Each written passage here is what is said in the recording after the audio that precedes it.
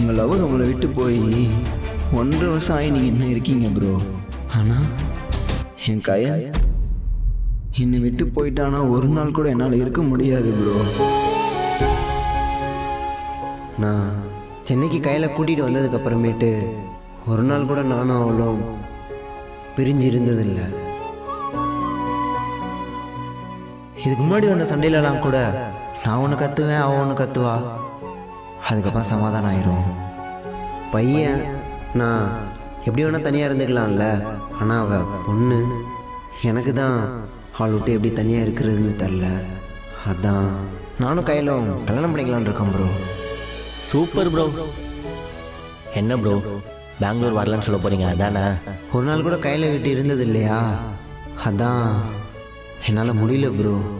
உங்களை நம்பி கையில் ஊரை விட்டே ஓடி வந்திருக்காங்க. அப்படி இருக்கும்போது